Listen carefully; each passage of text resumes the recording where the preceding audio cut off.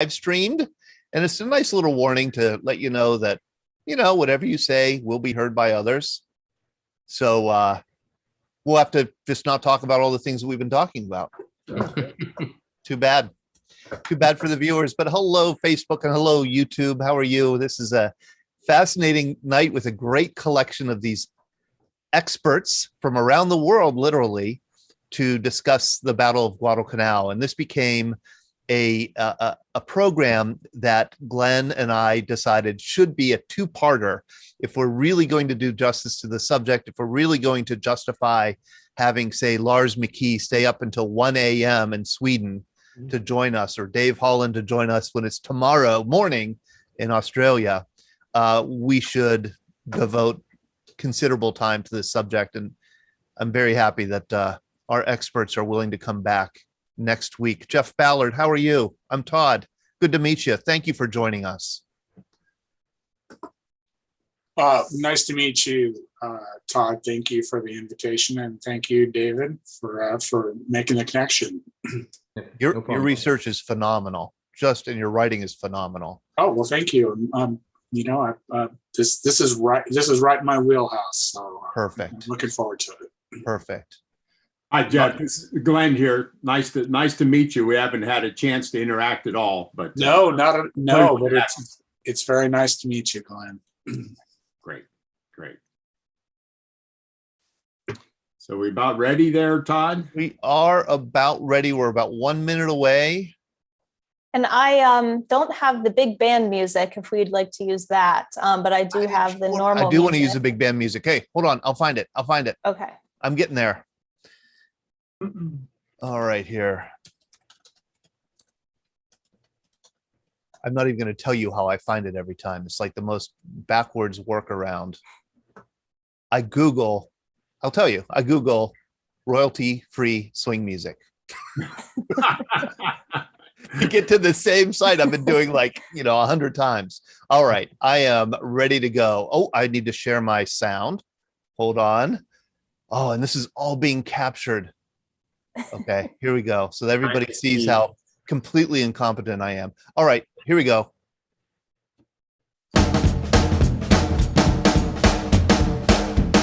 Welcome to Greatest Generation Live. I am Todd DiPastino, and I am the director of the Veterans Breakfast Club. And this is one of the Veterans Breakfast Club programs we do here online, virtually. We are a nonprofit based in Pittsburgh that has been doing veteran storytelling programs since 2008.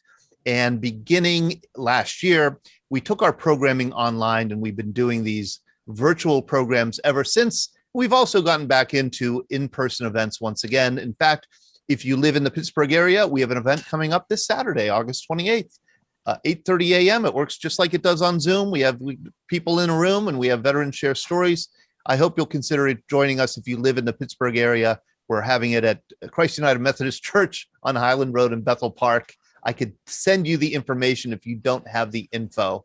But tonight we are here to talk about the first major ground operation of the Pacific War for the United States against the Japanese Imperial Army, and that was the Battle of Guadalcanal, a battle that lasted from August to early February, August 1942 to early February 1943.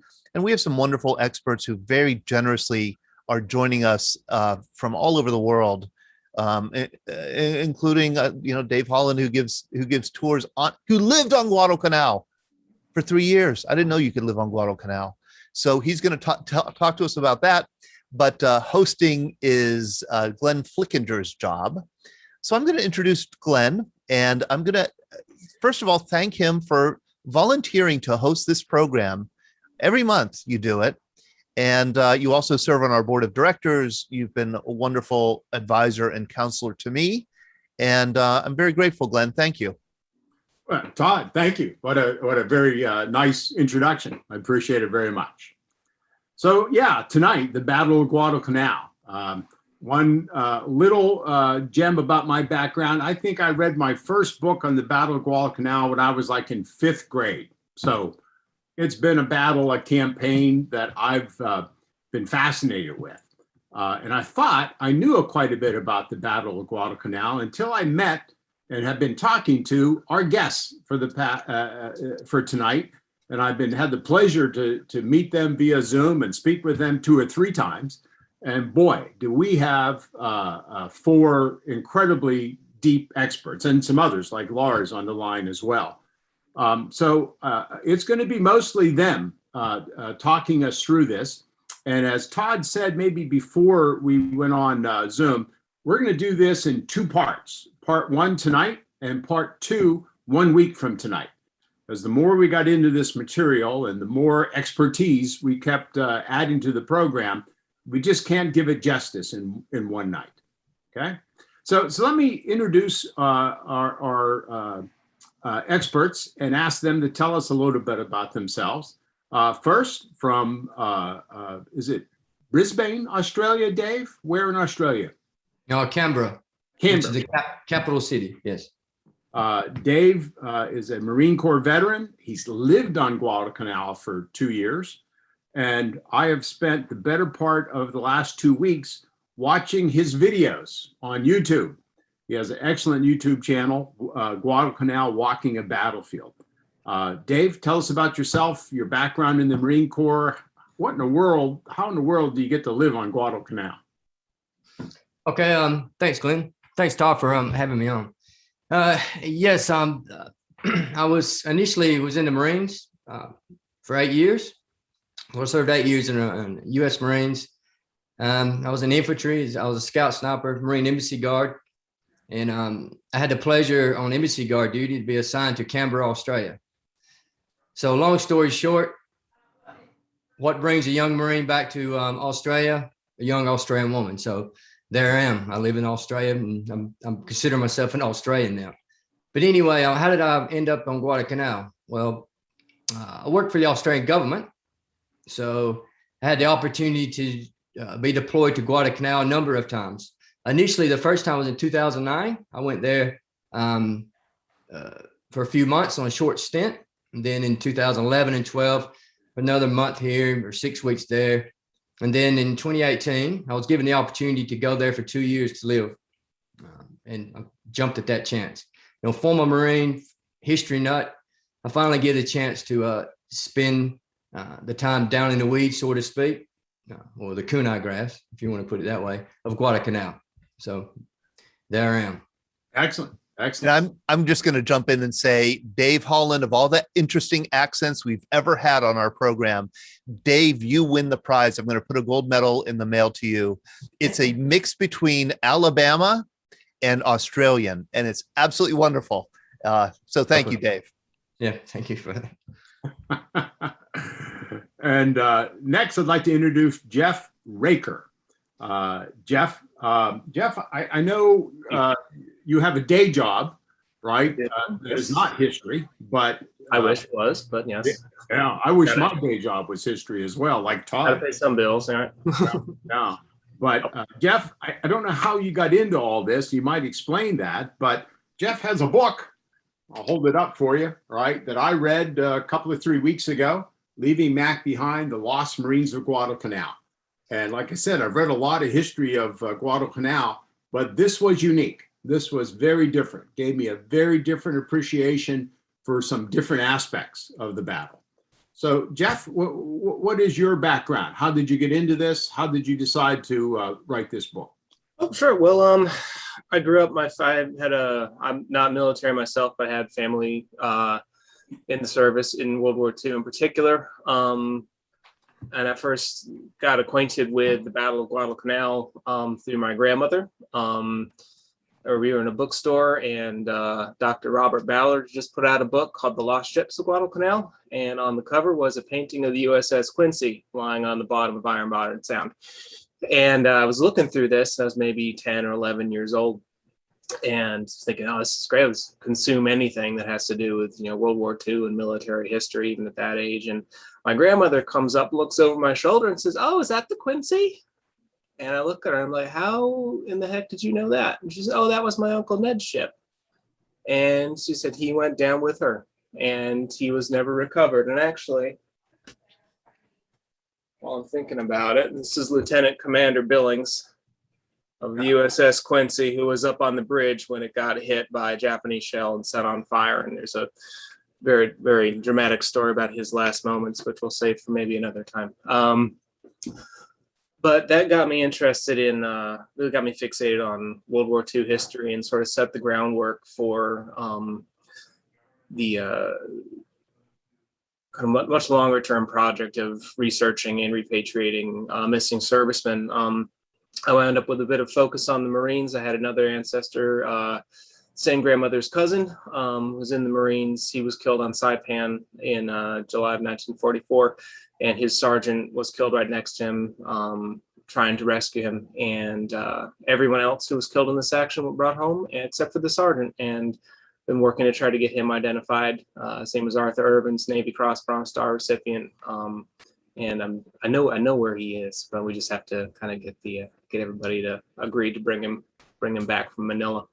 And so yeah, it's been kind of a combination of those two. And once you dive into it and start realizing how many personal stories there are to tell about, you know, everybody who served really, but the guys who are missing, they kind of never had that closing chapter on their lives, and for their families, it's still very much an open wound that persists on to this day. That is the fascinating aspect of Jeff's book, is just how many Marines remains were never found. And most of them came from these patrols that went out into the jungle, like the one patrol we're going to be talking about tonight, the Gecchi Patrol. Thank you very much, Jeff, for being on, and thank you for the book. Joe Mueller, did he join us yet? I did. Can you hear me? There you are, Joe. Hey, thanks for joining, Joe. We were starting to get a little worried as to if you'd be on. And Well, Glenn, I just came in from Tulagi Harbor, which you can see in the background. Well, you've got that shirt on, Joe. I can see very clearly. It's probably pretty hot and beautiful there today. Joe, just a little bit about Joe. Joe is also a Marine veteran. Joe's been a battlefield guide on Guadalcanal for decades, let's say. I think going back to the 70s. Is that correct, Joe? Yeah, 77. 77, okay. And he has a book out as well, Guadalcanal, 1942, The Marines Strike Back. And the fascinating thing about Joe's knowledge and experience, which is incredibly in-depth, is that when Joe was giving these battlefield tours back in the 70s, 80s, 90s, many of these Marines that we're going to talk about tonight were still alive, and Joe walked them through the battlefield. Do I have that right, Joe? Correct. But the real battlefield historian, though, is Dave. He's done remarkable work and should get the lion's share of credit because he lived there. Yeah. But you walked the battlefield with, for example, Mitchell Page. I did, and quite a few of the World War II veterans, both Tulagi and Gavutu and Guadalcanal. Yeah. You know, I mean, to me, that's an experience walking that battlefield with those veterans.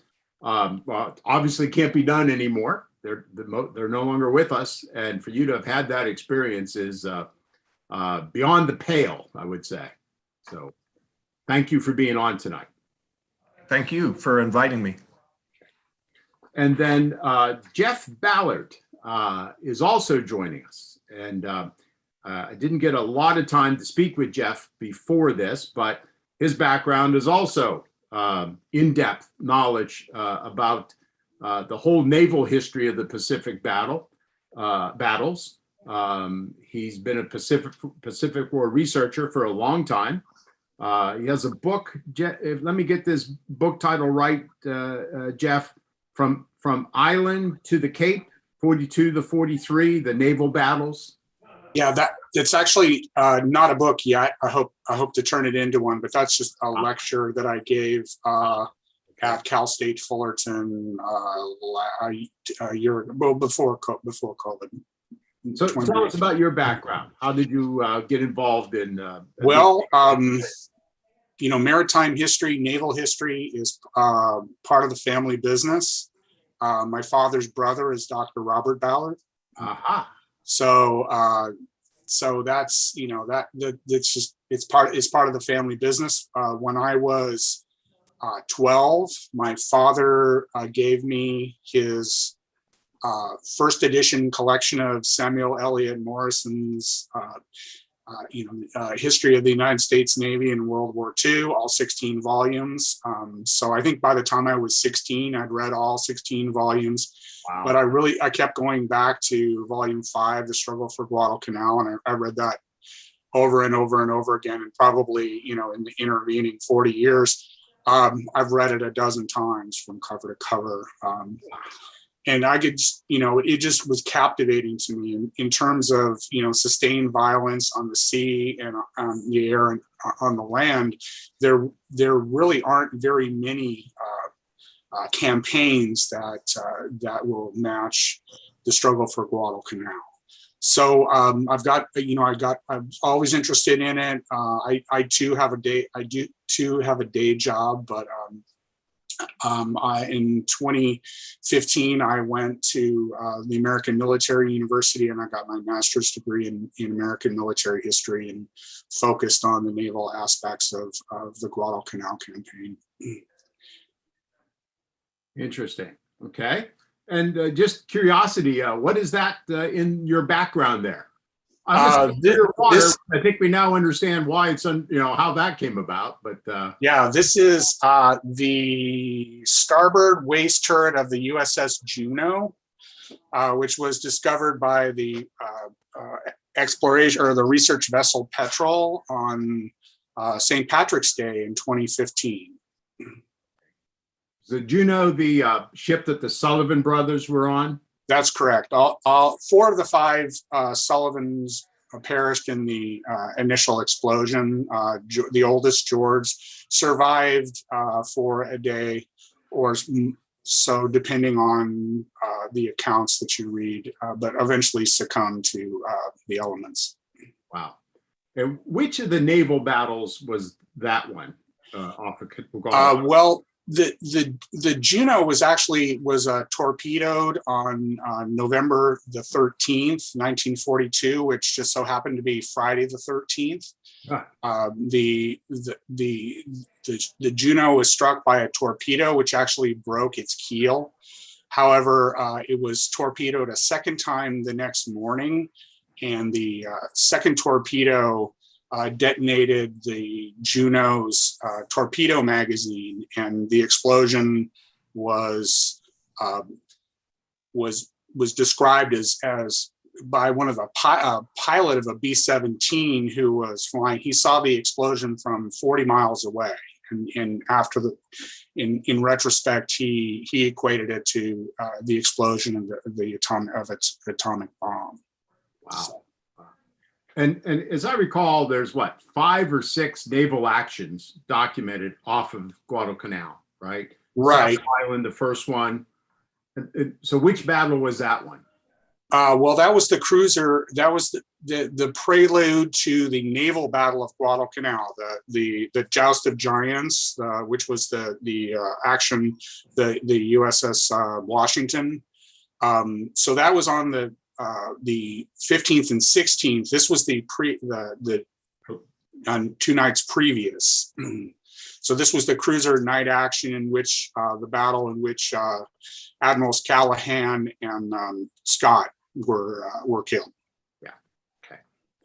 Well, we're looking forward to getting into that. I think tonight we might only get in depth into the Battle of Savo Island because it plays such an interesting role. Sure. Right off the bat. Absolutely. Second night, whatever. So some of these others, I think we'll get into in part 2. Excellent. Okay. So there's our panel of experts. I guess if this were in person like the old days, you'd be setting up on a stage behind microphones. But here we are in the Zoom world. So I thought what we would do first, and Todd, if you would start pulling up some of these PowerPoint pictures. It's slide 7. I thought with everybody's help, but I'd like Joe maybe to walk us through some of this, a little bit of an overview of the battle, because not everybody has read Morrison's book 14 times or all the other books that you guys have read and all the research that you've done. So I think we just need to put it in context for about 5 minutes here, okay? So I like telling the story in maps for the most part. So if everybody can see that, this is the strategic situation in July of 42. It's after the Battle of Coral Sea in May of 42, and after the Battle of Midway, where I think everybody knows we pretty much stopped the Japanese Navy, sunk 4 carriers, et cetera, et cetera. So it comes to be July of 42. And now the talk is, what happens next? And somehow this island chain called the Solomon Islands, you see up there in the upper left, and the big island of Guadalcanal and a smaller island of Tulagi come to prominence in the discussion. Joe, let me throw this out there. Why? Why did Guadalcanal start getting into the picture? Well, if you kind of go back to the start of World War II, it was originally agreed by the Joint Chiefs that it would be Europe first and the Pacific second. And so the Pacific was going to be pretty much a holding action in the battles that you talked about, the Philippines, Wake Island, Midway, Coral Sea. Those had all occurred, especially in the Pacific with the Coral Sea and Midway. It pretty much checked the Japanese advance. But going back to the Europe first and the Pacific second, you had Admiral King, who decided that the Navy would have to have a greater role in the Pacific and in the war as a whole. Otherwise, the Army was going to pretty much dominate everything. So he tasked Admiral Nimitz with coming up with a plan for the first Pacific counteroffensive. And Nimitz came up with a plan that they were going to do a raid on Tulagi. And King kind of brought him up a little short and said, pretty much, you're missing the picture here. We're not looking for a raid. We're looking for an honest counteroffensive. So they went back to the drawing board. But in the meantime, information came out through Coast Watchers, specifically probably Martin Clements, that the Japanese were building an airfield on Guadalcanal. And that kind of ramped everything up. The 1st Marine Division, which is not only by designation, but actually was the 1st Marine Division. It was the first time that the Marines were going to fight as a division since World War I, when they fought as part of this Army's 2nd Infantry Division. But this was their first time, and they were not expected to go into action until after January of 1943. So when the airfield was discovered, it changed everything. And what you're kind of looking at in this map here is you're looking at the lines of communication and supply between the west coast of the United States down to Australia and New Zealand. And had the airfield been completed on Guadalcanal, they would have been able to interdict the supply lines or lines of communication, if you want to call them that, between the United States and Australia. And of course, you had MacArthur down in Australia, and that was where a huge counteroffensive was going to stem out of. But you had small groups of squadrons on the New Hebrides, which is going to be southeast of Guadalcanal.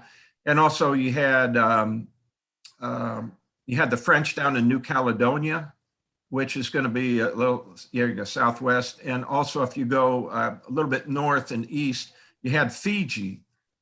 So these were going to be airfields of which some of the counteroffensive was going to be launched from, but the big one was going to be a Navy Marine Corps operation. Now, You did have problems with MacArthur, who, if you go up into the Solomons, right up there towards Bougainville, and you go a little farther, you're gonna see Rabaul up on New Britain, which is going to be a little bit, there you go, northwest.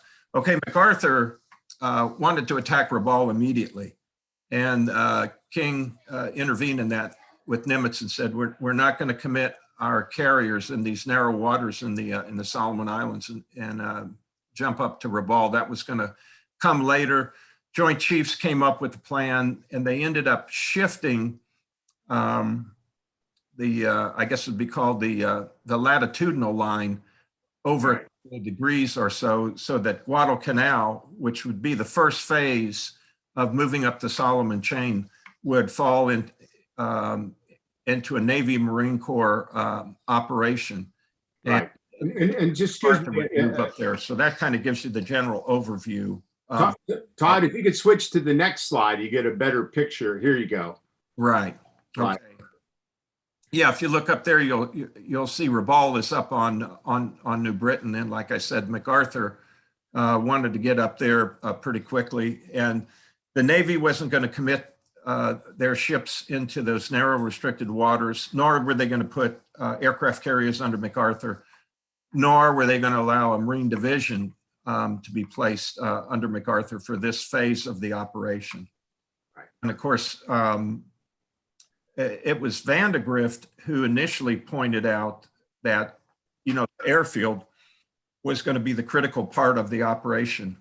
There was more of a look at Tulagi, which was the seat of the British government, which is a smaller island directly across the channel from Guadalcanal.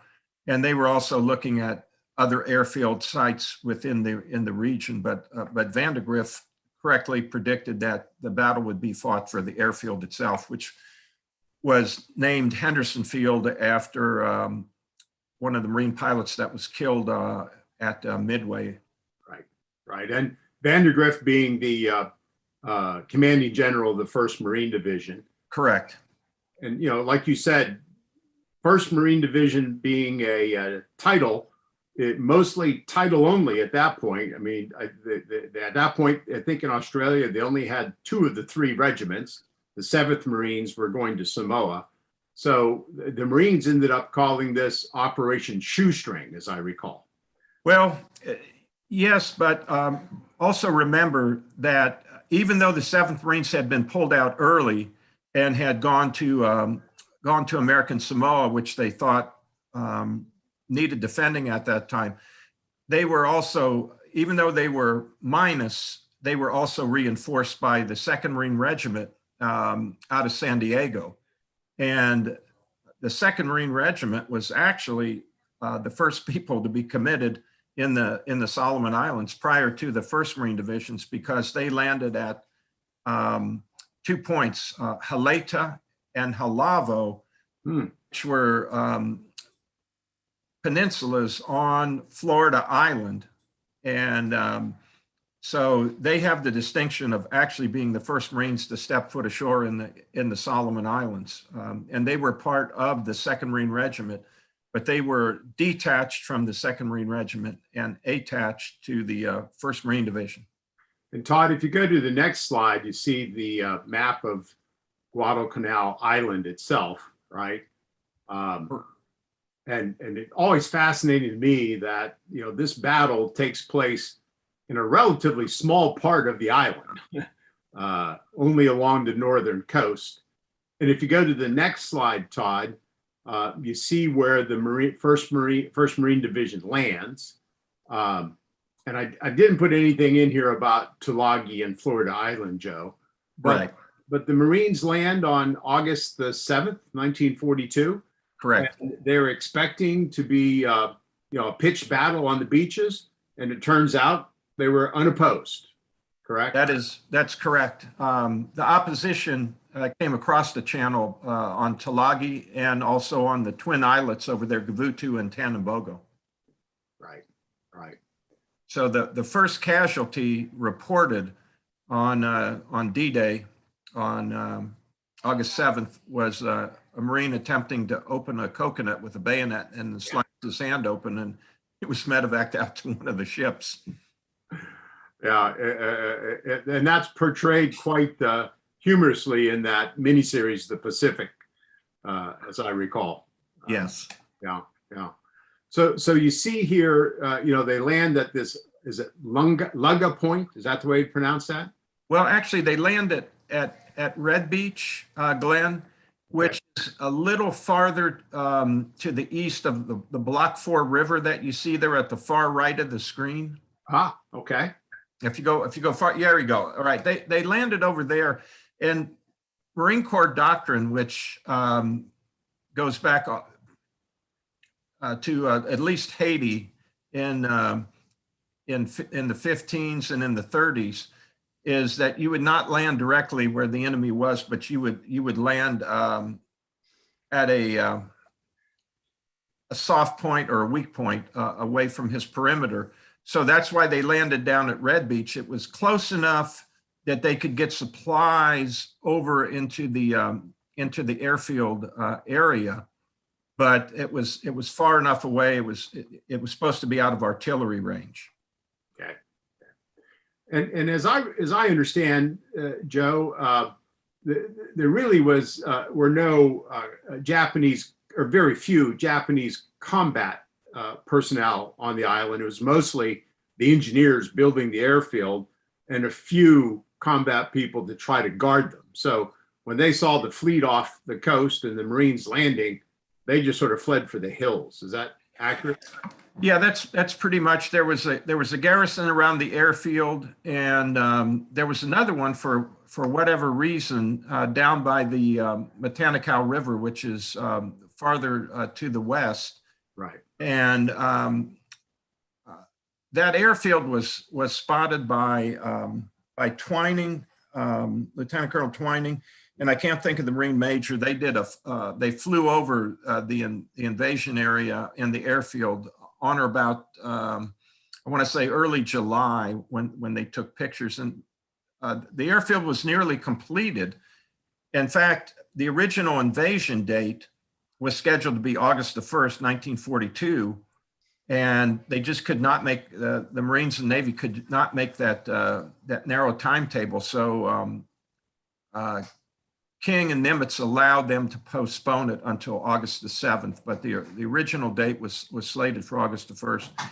And the Japanese, like I said, had nearly completed the airfield, but for whatever reason in Japanese construction, they started at both the east and the west end of the airfield and moved towards the center. So it was the center that had to be completed by engineers to get that airfield in operation.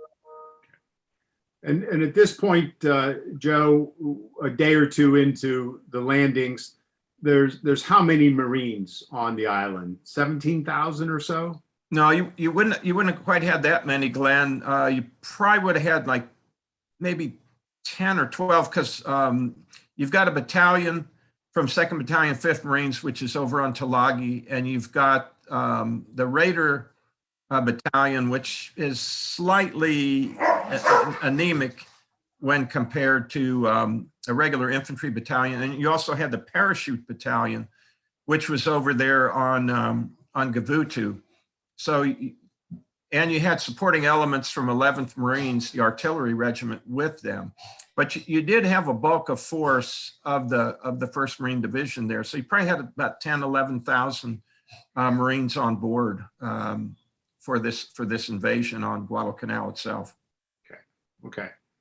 So if we go to the next slide, Todd, I'd like to bring Jeff Ballard into the conversation, and Dave and Jeff Raker, please, don't hesitate to jump in when you have something to say. So the Marines settle in, they establish a perimeter. The Japanese reaction is, I think, one of surprise, right? I think we pretty much caught them off guard. But they pretty much immediately from Rabaul put together a naval task force to come down and try to challenge the invasion. What then happens is this Battle of Savo Island, and I'm going to ask Jeff to describe that force.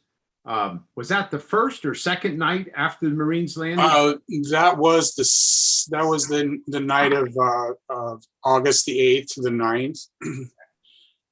So Mikawa puts together a force. What he's able to gather, I think it was 4 heavy cruisers, 2 light cruisers, and only a single destroyer. And so he sorties towards Guadalcanal with the intention of destroying the transports that are off the Lunga Point and also off of Tulagi. So Mikawa is able to completely surprise and totally defeat a numerically superior screening force.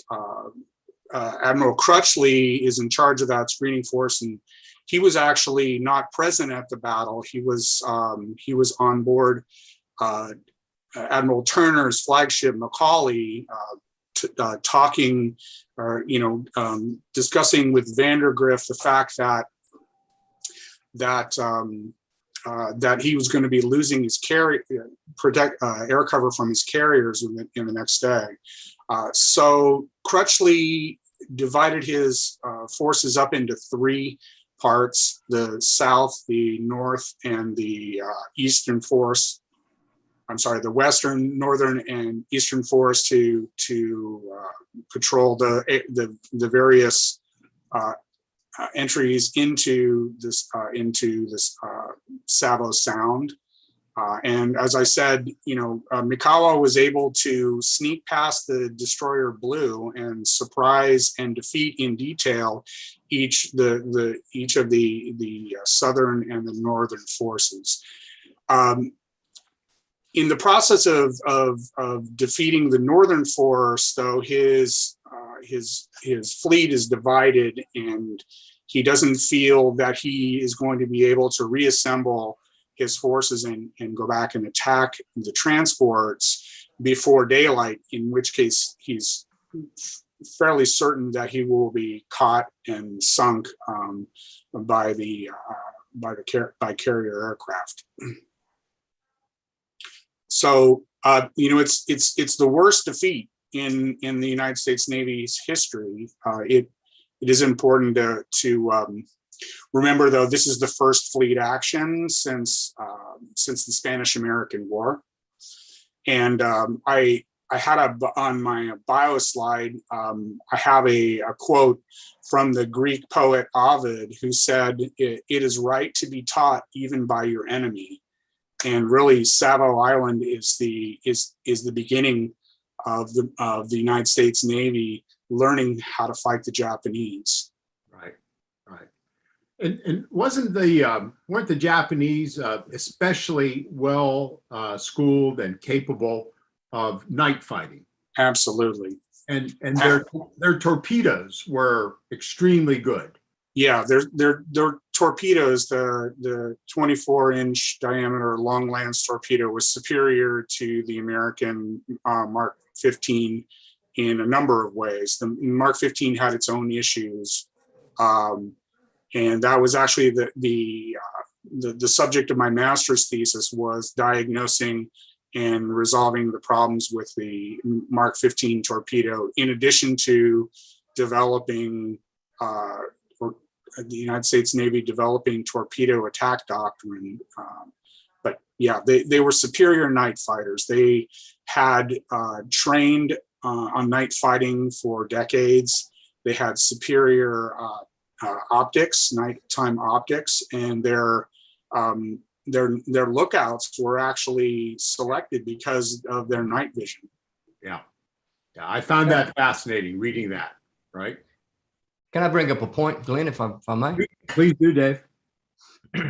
Many a days I used to look over Iron Bottom Sound, which is the used to be called Sea Lark Channel before the war, but that's the stretch of water between Florida Islands and Guadalcanal. And when I think back on Savo, there was 1,600 American that lost their lives on land during a 6-month campaign. Well, on the Battle of Savo, over 1,000 Americans and Allied soldiers died within 30 minutes. So that put it in perspective. I used to look at it. You know, there was more sailors that died. About 5,500 were killed in action off the campaigns of Guadalcanal. And I was thinking there were 1,000 died within 30 minutes. There was 84 of Australians in the HMS Canberra. The rest of them were American sailors. Right. So Right. that they used to put things in perspective when I used to take people up on, especially American Memorial, and look over the Iron Bottom Sound. There's a great scene in that miniseries, The Pacific, of the Marines watching the battle at night, which occurred at night. Of course, they're just seeing explosions in the dark. And the one Marine says, "Look, we're really beating the crap out of the Japs." And the other Marine says, "How do you know that? I'm not so sure. I hope that's the case." And then in the morning, what do they see when they, you know, when it's daylight? Jeff, I think they see that our Navy has withdrawn completely, including the transport ships and the supply ships. Is that right? Yeah, absolutely. The supply ships are gone.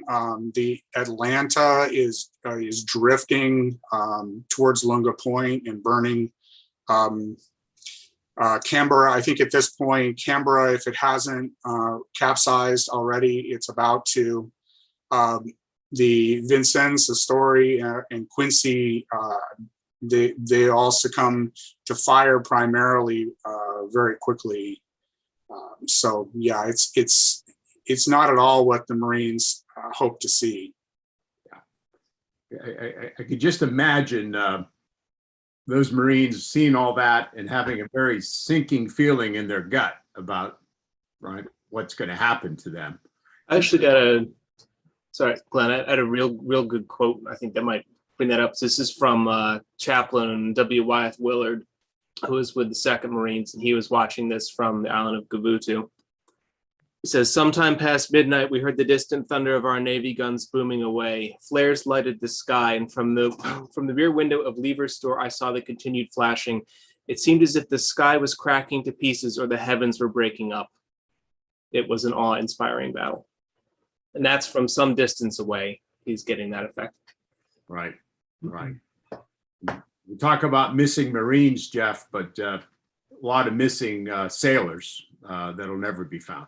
It's true. I think there was one historian who I will get his name wrong if I try it. So I'll just say after the war, he was trying to give a rough estimate of all the lives lost there, and he was able to give estimates for the Army and the Army Air Corps and the Marines, and then he just came to the Navy and said, "We may never know the total number, you know, who were lost or who were, you know, who went down with their ships, and we're never known." Right. And this is just the first of half a dozen naval engagements that we're going to get Jeff to tell us more about as we go on. So how long was it that the Marines were left without supplies on the island? When did the resupply start? Do we know that? Someone must know that. Yeah, I could. Yeah, initially, I mean, I'm not going to go into discussion. I guess we can do that for later with the reason that they pulled out. But initially it was 2 weeks. When they landed, they had about, roughly, not counting the Japanese supplies they captured, which helped them out, but they had roughly 2 to 3 weeks of supplies, as in the food. And they had, I think, about 2 to 3 days worth of ammunition for full-out battle. The big supply came in 17 September with the 7th Marines coming in. But I think after, it's a 3-week period, they started getting limited a bit of supplies in by the destroyer runs, enough to sustain them. So the Battle of Guadalcanal was a battle of logistics. Yeah. Well, almost all battles are at some point, right? But in Guadalcanal, you know, the Japanese were at the end of their supply line, and the Allies were at the end of their supply line. Yeah. So it was who's going to supply the first. Yeah. Well, you know, if no need to go back to this slide, but if you look at that slide of the Solomon Islands and you see that run from Rabaul down to Guadalcanal, becomes known as the slot, which is where the Japanese Navy came down almost every night to bombard, but also to try to resupply their own troops, bring their troops in, and to supply the troops they had there up and down that slot. So, Okay, let's so here we are already deep into this, and we haven't finished the summary. So one more slide. If you would go, Todd, a couple of slides more. Okay, so here, and I'm gonna one more slide. Yes, I think that's the one I want. Yeah. Now one more. Try one more slide because I changed these around. There we go. Okay. Okay. So again, Joe or anyone, just to summarize the battle. So the Marines established their perimeter to defend Henderson Field, right? And initially, there's not many Japanese combat troops on the island, right? The naval battle takes place off Savo Island, but it's now, I think, a week or so before the Japanese land, as you see there, August 21st, Colonel Ichiki's attacks. And we're going to get into that in detail. So to really put a quick summary on this, it ends up being a battle of the perimeter for the most part, with the Americans defending that perimeter and the Japanese attempting to penetrate it. And you've heard of the Battle of Edson's Ridge or Bloody Ridge, Battle of Alligator Creek, which we're going to get into hopefully before the night is over, and others that take place. There's also the patrols that happen. Eventually, the 2nd Marine Division lands, and then the Marical, a U.S. Army division lands. And Joe, what happens from there? Why do we begin moving west up the coast there towards Tenaro? And what transpires that we're able to push the Japanese off the island? Well, Glenn, one of the biggest intelligence failures on the part of the Japanese was they never really grasped that there was a division reinforced on the island. They always thought that there was a regimental size force, maybe a regiment reinforced, which would be about 1,000, 1,200 men, but they were 90% off on their calculation. And I know Dave will weigh in on this, so I'm just going to hit the wave tops on this thing. You have the 3 main battles that with the Japanese. You got the August 21st battle with Colonel Ichiki's attacks. Then you've got September 11, 12, 13, 14 with Kawaguchi. And then you've got October 23, 24, which was actually, you can see there's like a 2-prong attack on the perimeter. And then as the Army got more robust in this campaign, and the real undersung hero in the Battle of Guadalcanal was an Army Air Corps general by the name of Millard F. Harmon. And Harmon finally got the point back through the Joint Chiefs of Staff that if Guadalcanal was lost, then the entire Pacific campaign would be delayed by 2, 3, 4 years, or maybe even worse. So that it was critical that Guadalcanal be held almost at all costs. And that's when the Joint Chiefs through Roosevelt started putting more and more Army forces ashore. And then you get up into what I call the hill battles up in Mount Austin. And then you start seeing the big pushes in November and December, and then January and February, where the Japanese are eventually pushed back along the coast. I took a trip over there one year with an Army officer, and we both were kind of scratching our heads going, why did the Army want to pursue the Japanese up into that Mount Austin area, which terrain-wise is just a jumble of jungle, hills, and forests, and it's almost impossible to move through that terrain. But I'm not going to be critical. I just can't quite figure that one out. But when the Marines did the turnover to the Army in December of 1942, the Marines had pretty much secured all the way up into that Point Cruz area up on the Matanicow River, and then the Army, along with the 2nd Marine Division, did the pursuit up the north coast till you get all the way up to Tenero up on Cape Esperance, where the Japanese left from. But there were a lot of hill battles up in that Mount Austin area, and the Army felt that they had to secure the Mount Austin area to more or less ensure the safe operation of air ops down at the Henderson Field area. But like I said, Dave has done a lot more walking in this area and has a lot more detail on that. So I'd like to turn it over to him at this point. Speak to the terrain there, Dave. We're going to be showing some of your videos, hopefully tonight and certainly the next week. But Yes. but what's the terrain like there, Dave? The terrain, other than the built-up areas today, is just like it was really in August of '42. So obviously it's a volcanic island, like a lot of them in the Solomon Chains.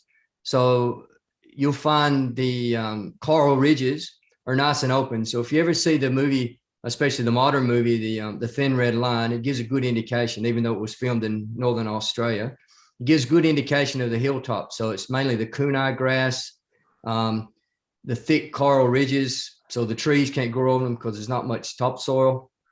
And then in the ravines, it's real thick jungle.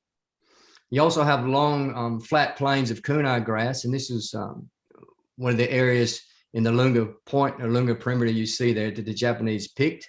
A lot of the coastal areas during the time of the battle was Lever Brothers coconut plantations. You know, they made them for copra, the manufacturing of copper. So you had large coconut plantations. So when you see the contemporary photos of Henderson Field, you'll see a lot of coconut trees. You'll see the Marines bivouacs in coconut groves and coconut trees.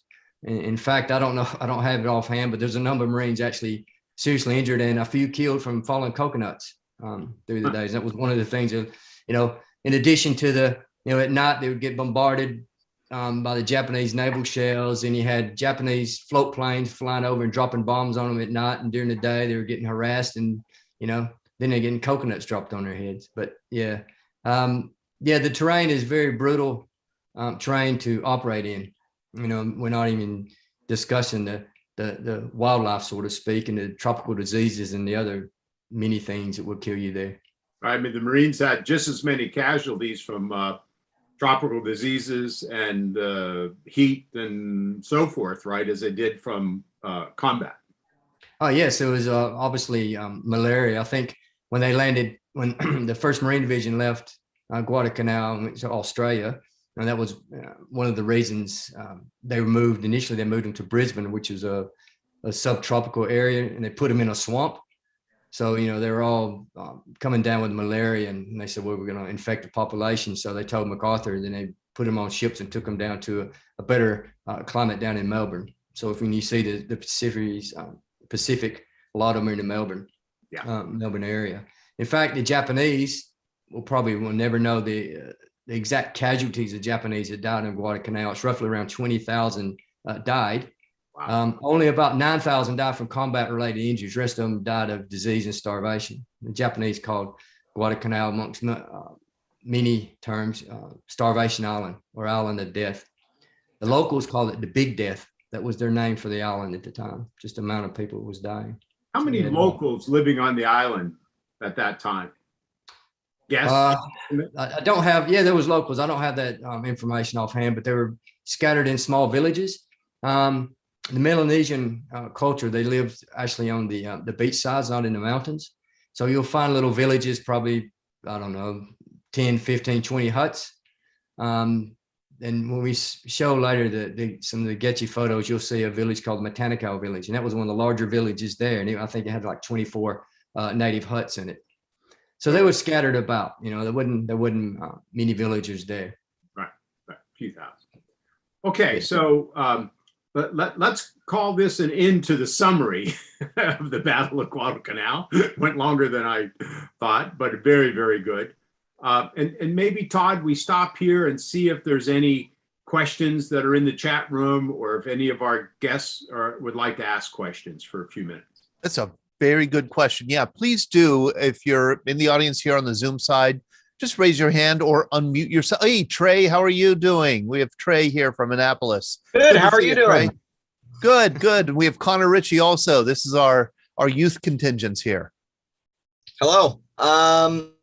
So as pretty much all naval experts in Guadalcanal know, the naval battle of Guadalcanal was very cruiser centered. And we know this because for many reasons. The US didn't have any battleships at the time that were in active service, so we couldn't use those other than Washington and South Dakota and North Carolina, and those were still being fitted out and all that. And they were used to protect the aircraft carriers. We didn't want to risk them as much. And the reason it was very aircraft carrier centered as well, but not as much because our aircraft carriers, like the one behind me right now, the Hornet, kept getting sunk. We lost a lot of aircraft carriers. This one was lost in the Battle of Santa Cruz. But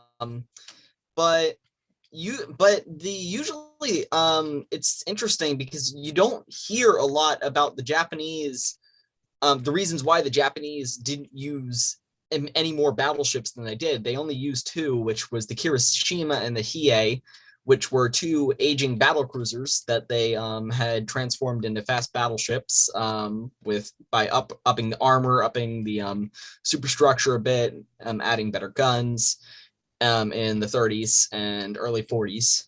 And I was wondering if any of you guys could tell me why the Japanese didn't use battleships. They definitely had like the Fuso, the Aruna, the Congo, just even more Congo class ships. Good question. Why the cruiser centered battle? And you can see that we have a very low information audience here. That we really don't know. Our youth here don't know anything about this battle at all. Jeff, Jeff should be the one to answer that. And Jeff, Jeff, do you have a sense? Don't feel intimidated, Jeff. Yeah, no kidding. Well, you mentioned the Congo and the Haruna. So they actually, I think it was in October, on the night of the bombardment, where the Congo and the Haruna really, laid waste to Henderson Field, destroyed a lot of the planes, but most importantly, burned up almost all of the gasoline. So, but it's also important to know that of the 12 heavy cruisers that the United States, sent to Guadalcanal, all but 2 of them were either sunk or damaged. And which really led Halsey, who took over for Gormley, to realize that you did not want to commit large ships to such a small body of water. So it was really after, as the Navy and the Marines move up the Solomon chain towards New Georgia, that Nimitz realizes that it's really the destroyers that can operate in those small spaces, and it really at that point becomes a destroyer division, destroyer squadron centric battle. Not only because they didn't have very many heavy cruisers left, but also the lesson learned was that this is just these bodies of water are too restricted for large ships. Destroyers can do a lot. A lot of people underestimate them. Also, when Jeff, the famous PT boats and this famous absolutely the play, right, because of that. Absolutely. One of the the after effects for the Battle of Guadalcanal was that they established a PT boat base on the Russell Islands, and then as they move up the chain to Rendova, and so that's that's the battles in the New Georgia, that's where you have the story of PG 109 and John Kennedy's involvement. Other questions before we move on? Todd, anybody else? Lars had one in the chat. Lars, have you dropped off the meeting? He said Colonel Ichiki's advance was across Red Beach. Where did the Marines bring in supplies after 7 August 1942? Yeah, I can answer that one. Okay. The Lunga perimeter, basically. There you are, Lars. Yep. So you had the Cookham Docks, and Cookham Docks was the docks, is basically to the west of the Lunga River, slightly to the west of the Lunga River. The golf course is on the place now, and the industrial area is there now. But when the Japanese were building the airfield, they built some small docks there at Cookham Docks, and that became the small boat Cookham, I guess, the Navy and the Coast Guard worked out of it. They had their small boat docks. So you see Cookham there, you got Lunga Point, and Cookham's immediately to the left there. So that was where their docks were, and they built a small bridge over the Lunga River. So they were unloading supplies there. And then you get Lunga Point, which is, you've got Lunga there, the little village of Lunga. So it's Lunga Lagoon. And to this day, I've got some good photos on my Facebook site and a YouTube site of the actual piers. They're actually still there. So that was where the major supply came in, because they couldn't secure Beach Red because it was outside the perimeter then. So they had to have some good landing docks after that. And then later, when they became a large logistical base, Guadalcanal, then it built larger docks closer to the Point Cruz area where it is today. Okay, very good. Thank you, Dave. If we can, Todd, why don't we move on to our first action that we're going to talk about? It's already 8 o'clock here in the East, and that's the perfect map to put up there. So the Marines, after a few days, they've established the perimeter. They've got Henderson Field within the perimeter, obviously. And they're starting to wonder, where the heck are the Japanese? And this famous Gecchi Patrol, I believe that's the right pronunciation, takes place, I think, 6, 7 days after the landing. And I'm just going to ask maybe first Jeff Raker to start. And I know all three of you know an awful lot about this patrol. But ask Jeff to start, and Joe and Dave to chime in. Why did this patrol take place? Who was Colonel Gecchi? What happened? Sure. So Colonel Frank Brian Gecchi was called the D2 after the section he ran, Division Intelligence Officer of 1st Marine Division. He was a career officer, first enlisted back in 1917. That's him, second from the right. Yep, that's him. Yep, there he is. Yeah, that's him on Guadalcanal, full colonel. Just made full colonel right before the landing, actually. Yeah, Gecchi service went back to 1917. He went overseas for the Great War. Saw maybe a very little bit of combat at the very end. He was mostly known in and out of the Marines as a football player. He's got a couple of offers to go professional. The New York Giants tried to recruit him, but he said, no, I'm more interested in staying at Quantico and running the Marine football team. And they had a really phenomenal season in the early 20s. So he was very well known for that. Also had a long, very promising career ahead of him. He was an aide to President Hoover, I believe. He served in China. He sort of ticked all the boxes on a upwardly mobile young officer's career list coming into the 1940s. So right as the war starts, he's second in command of basic school in Philadelphia, and then he is tapped to lead the intelligence section of the 1st Marine Division, which is not something he has a lot of experience in doing, and this is going to become a problem. He had a little bit of experience in scouting, but that was back in Nicaragua, which by the time World War II rolls around is 20 years ago, and he's been doing a lot of things since then. A lot of desk work and official work since then.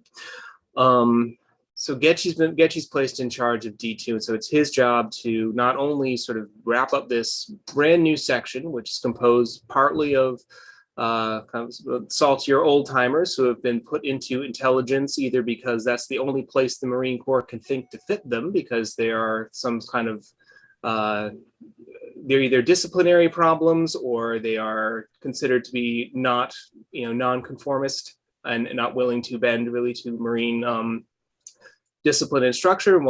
They won't be trusted in a frontline outfit.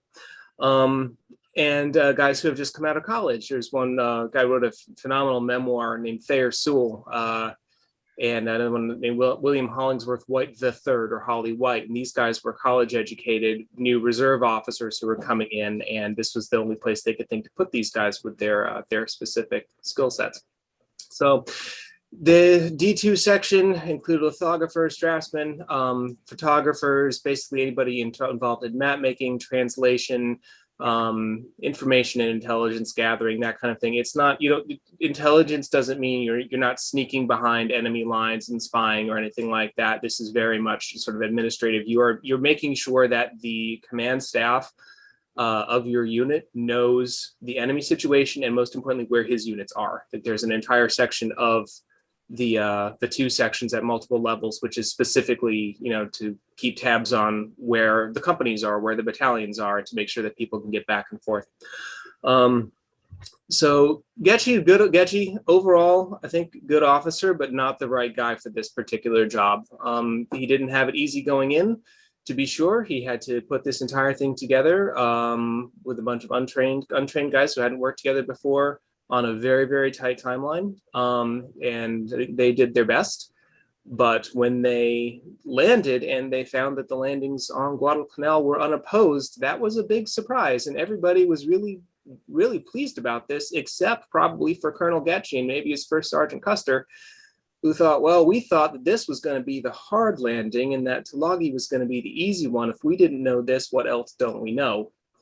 And so as the days go on and they're realizing that their original estimates of the Japanese troop strength, I think they had pegged it at something like 5,500, and they're realizing that's been way overstated. I feel like we might have it. And people are realizing how poor the maps are. The only map information they've been able to get is from interviewing planters who have lived on Guadalcanal. There's no information about it at all. There are several accounts of people having to go look up old copies of the National Geographic while they're while they're heading overseas to find out how to pronounce the name of this place. So this is really kind of a black hole of information. So our D2 section, on the, let's see, I think it was on August 12th, patrol from the 5th Marines goes out, and they've been bringing in a couple of prisoners, and they bring in a fellow who's, I think Stanley Jersey says his name was Sakato, warrant officer, Japanese warrant officer. And the way the story has it is that Sakato's brought in, he's given a little bit of brandy, he's tied to a tree with a big piece of rope, and the interpreter comes to talk to him.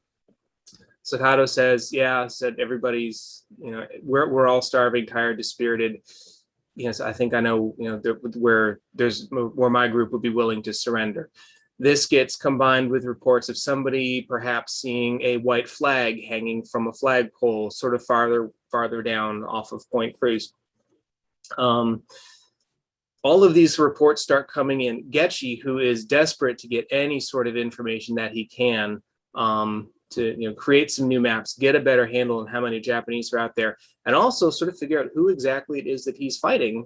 He thinks this could be an opportunity to, show the Japanese that the Americans are willing to accept prisoners and bring in a bunch of people, extend the olive branch. Maybe this would be a way to encourage others to surrender and bring the campaign to a speedy conclusion. Really looking to kind of get out from under the cloud that his section has been under. Colonel Gecchi decides he's going to take a patrol out. He's going to bring along some of his best guys. He's going to bring along most of the R2 section, which is regimental intelligence of the 5th Marines. And they're going to go out there by boat, and they're going to land. They're going to capture all of these Japanese soldiers, and they're going to march back overland, mapping, taking photographs and notes as they go. And if that sounds unusually ambitious and dangerously so, that is exactly what it proved to be.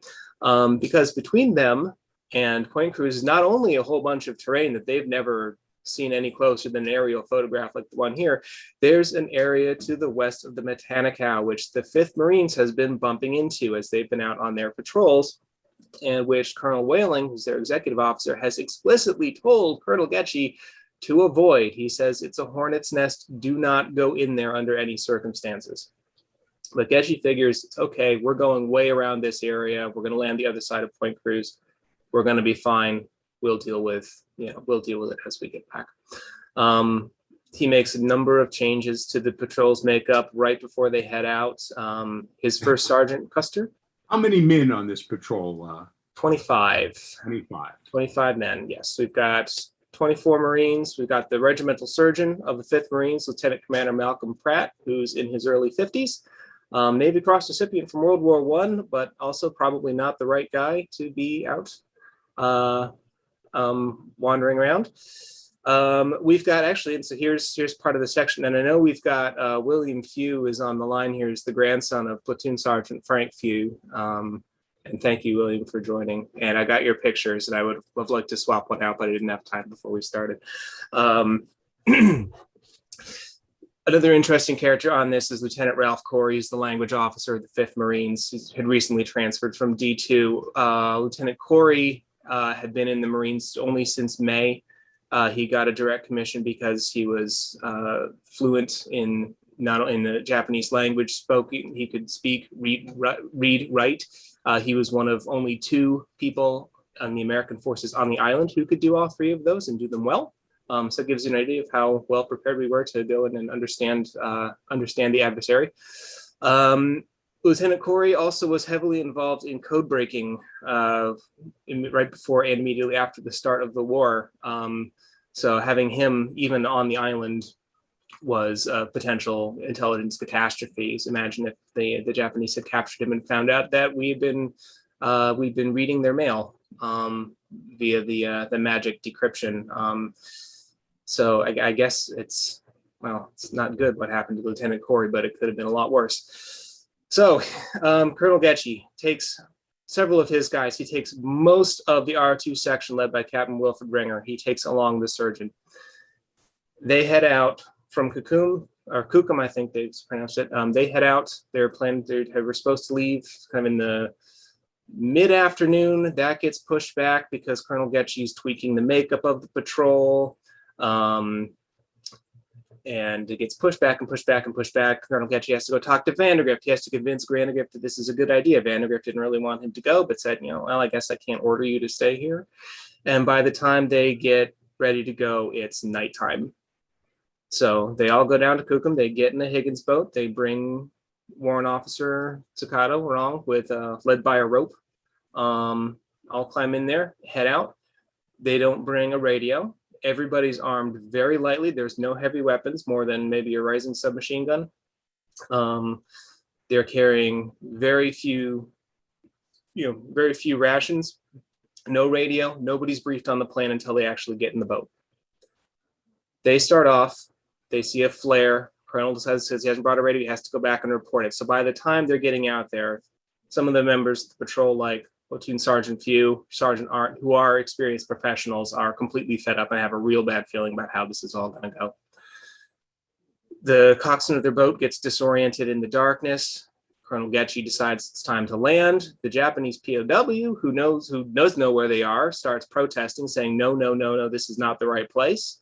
Gecchi overrules him.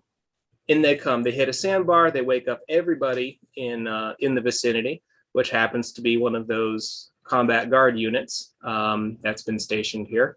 And they come ashore. The boat turns around, heads back to Kukum, and they report all clear. Patrol landed successfully. They're heading inland. And then this picture, can you see the picture that's up on the screen now, Jeff? Yes, I can. Spoiler alert: Colonel Gecchi does not make it back from this patrol. Yeah. Yep. So they land here on the beach. They have they put up a quick perimeter. Gecchi, First Sergeant Custer, Captain Ringer, and I think another. I think maybe Sergeant Few head up inland, and they are immediately taken under fire by the Japanese garrison. Colonel Gecchi is the first man down. He's killed immediately by a shot to the head. Ringer manages to get back. Custer gets back, but is badly wounded.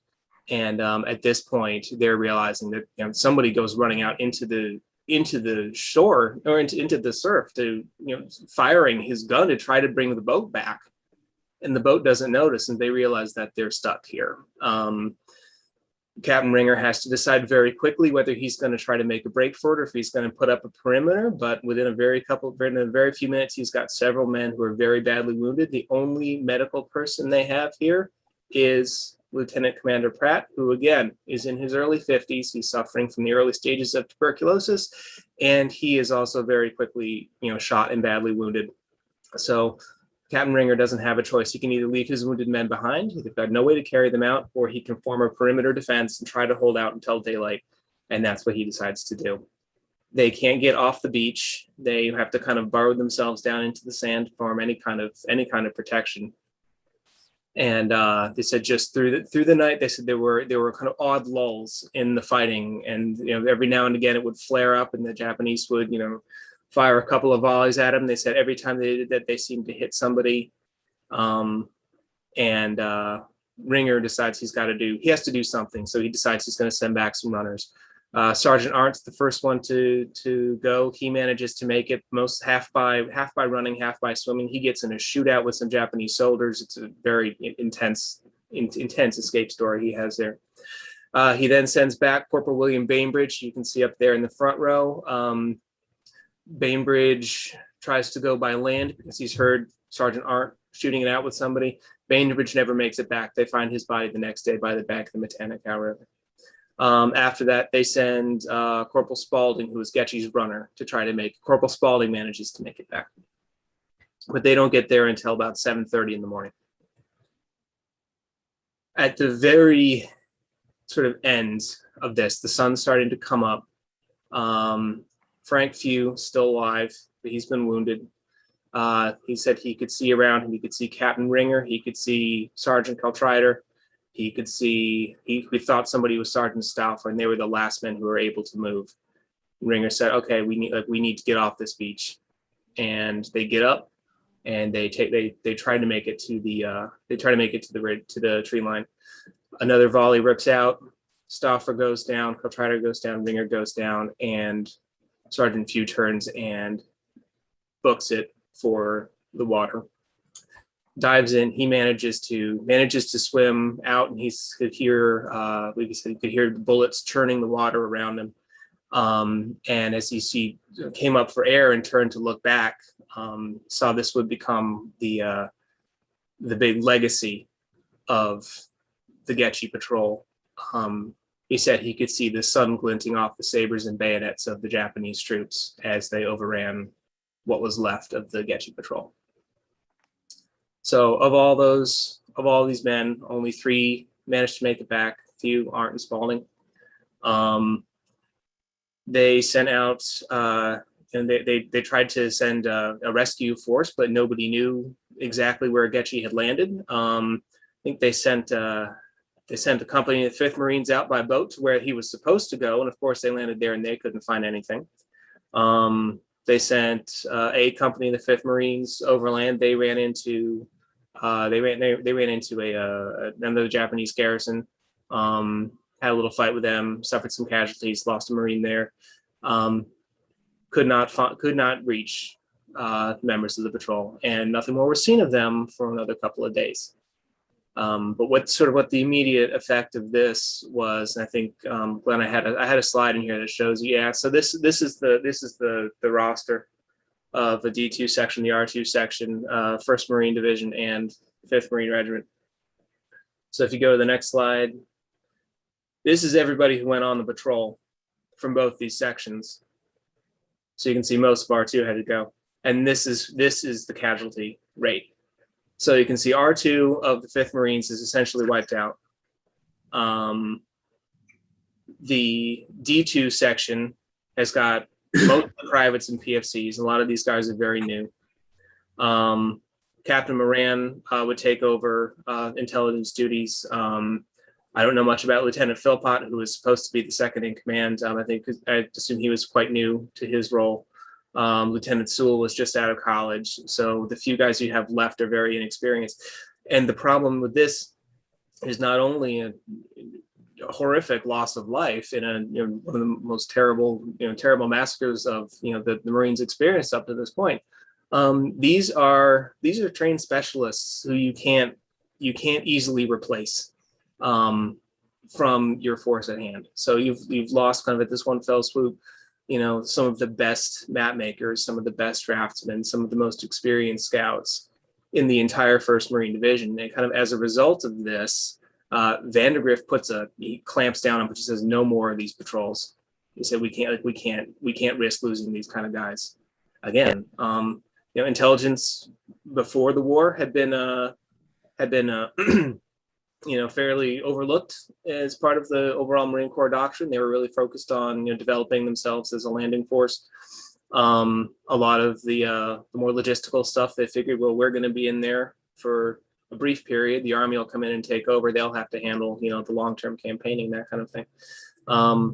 So there were not men on hand who were trained and ready to sort of take this over. They wound up having to kind of make do with men they recruited out. Colonel Whaling he created his own unit called the Whaling Unit, which was for training scouts and snipers on the island itself. And he would take the best. He would cherry pick guys out of rifle companies who we thought had a lot of promise. And these are some of the earliest scout snipers, because this was again a program that had just barely got started in the States, but he established one. They did a lot of training overseas. Jeff, let me ask you to stop there. It's an excellent description of this really disastrous patrol. But let me ask Dave and Joe to come into this conversation. Joe, you, more than anybody, obviously you gave these battlefield tours of Marines that were on the island you gave the tours in the 70s and 80s and 90s. You spoke to the Marines that were part of the 1st Marine Division when this patrol took place. Can you explain to us what those Marines had to say about the Gecchi Patrol and what the legacy of the patrol was to the surviving Marines?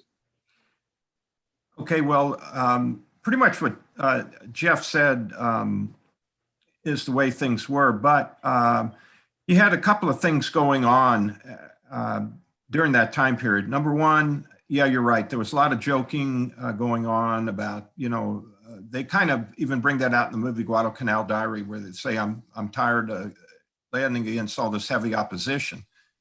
And there was a lot of talk going about on those first few days about, where are the Japanese? Why aren't we seeing them?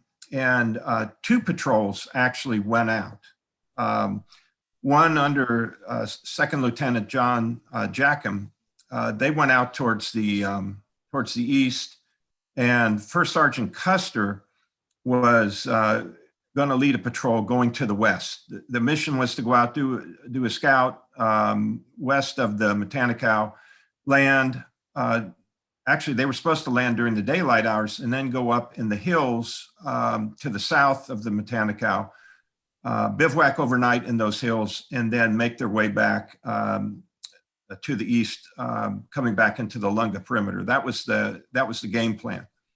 Now, a day or so prior to the Gecchi Patrol, in a line reorganization out in the 5th Marines area, Whaling and a lieutenant by the name, now his name escapes me, but he was the adjutant in the 5th Marines. They went out, and Whaling was the consummate woodsman, and they spotted this clump of bushes, and in there is how they captured that Japanese naval raiding.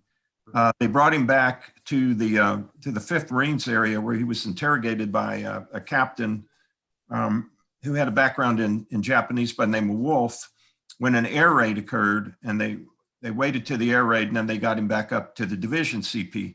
Now, the interrogation was not a good interrogation because leading questions were asked, not interrogatories. So what they kind of force-fed him the information that they wanted to hear, and then when they heard that information, then they passed it on.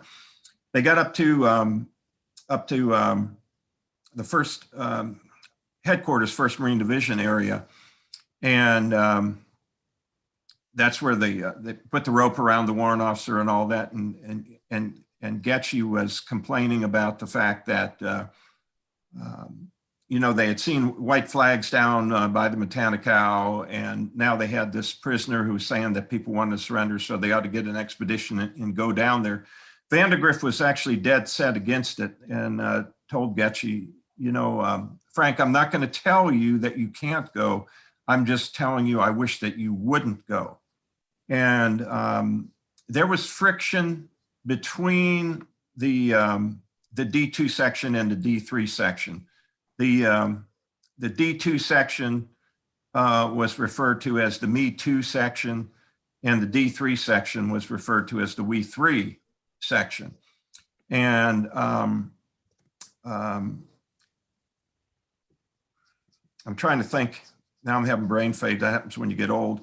But the D3, Jerry Thomas was adamant that, because Gecchi went to him first and said the D3 should be sending, operations should be sending people down there to check this out. And D3 said, no, we are not going to do that, and we're not going to have any part of this because it's too hot down there.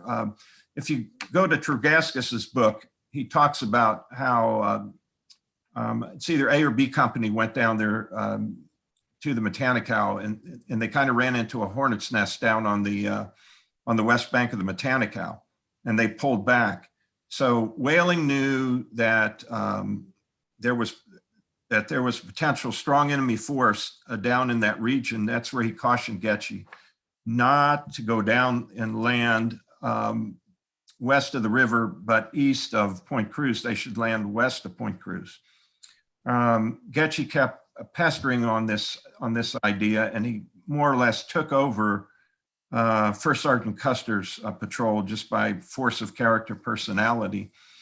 They went. They were going to leave. They were going to leave in the daylight, but more and more combat troops got replaced by the intelligence specialists. And Frank Few and Monk Art had been out on a patrol earlier that day. When they came back into the lines, they were told, hey, you guys grab a ration and report to Colonel Gecchi down on the beach. You guys are going to go out on a patrol. And they said, well, we just got back. And they said, well, no, you're going to go out on that patrol. So they went down to the beach, down there at Kukum. At Kukum, you had Captain Ringer. He had a lot of misgivings about what was going on. He spoke to Captain Lyman Spurlock, who was the CO of Company L, 3rd Battalion, 5th Marines. And I guess they were pre-war friends. And he talked to Spurlock and said, hey, if we get in trouble down there, will you be able to come down and bail us out? And Spurlock said, well, where are you going? And he said, well, I don't know. The colonel's, he's got all these plans and stuff like that. We're going down by the Matanicow. And he said, I honestly don't know if we're going to be able to get you out. He said, because you're going to be going down there. It's going to be night. We've never really been down in that region, and we don't know how we're going to get you. Gecchi was offered 2 radios by the Camo of 1st Marine Division, and he declined to take the radios because he said that they would be out of range anyhow, and they were going to slow him down.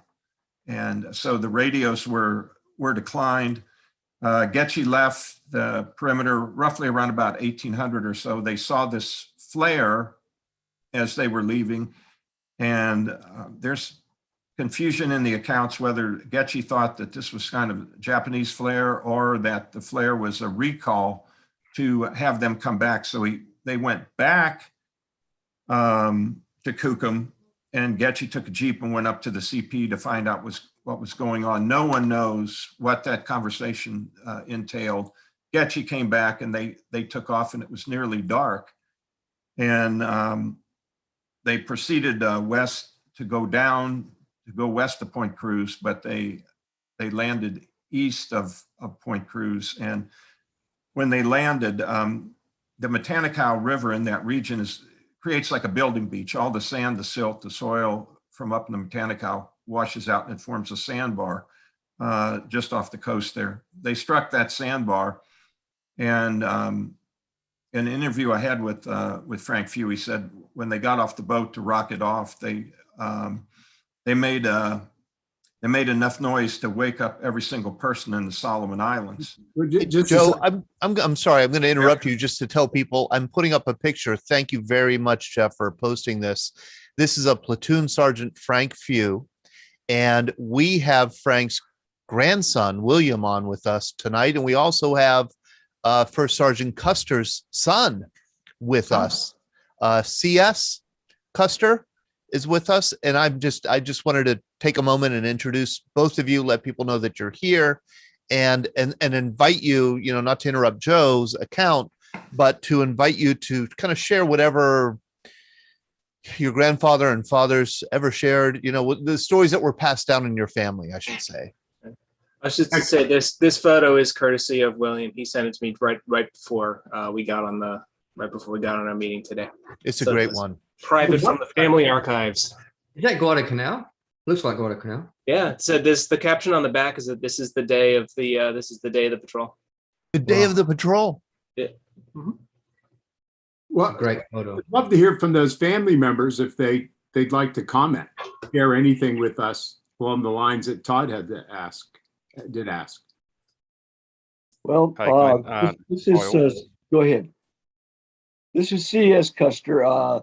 This S is for Stephen. He was my father, but I was only 18 months old, so I really have no memories of him. But my mother had many tales, and one was after the war. She was visited, I think, by Sergeant Few, and he had he wasn't very complimentary of Colonel Gecchi, but my father, along with Monk Arndt and Few, they were all old China hands. So they had been to China. My father had been in the sort of secret police, and he had also worked with the FBI. When they got firearms, he was one of the Marine trainers. And I've got a interesting little letter from the director also. Interesting. And is William Few available to comment? Yep. G'day all. How you going? As you can tell, I've got an Australian accent. Can you hear me all right? Absolutely. How are you? Very good. Thank you. Pleasure to be here. Yeah, as you saw there, my grandfather was, I'm not sure on the timeline of that photo. There was another one I sent through, which is the day after the ill-fated Gecchi Patrol. I recall my grandfather, I was about 8 years of age when he told me the story of that patrol, and I remember it quite vividly. Since then, there's been a number of movies and recollections and books about that particular battle. And yeah, so there's probably not a lot that I could add, to help in the missing Marines, which is quite, devastating to have them still out there missing. Yeah, but look, a pleasure to be here, and if there's anything I can add, just sing out. Well, thank you, William. It's a pleasure to have you on. It's a nice connection here. Yeah, it absolutely makes it real. I want to add this wonderful article here that Jeff just posted to the chat. It is of First Sergeant Custer's an article on his birth. He was inducted into the Marine Corps upon birth. He didn't even have a chance. My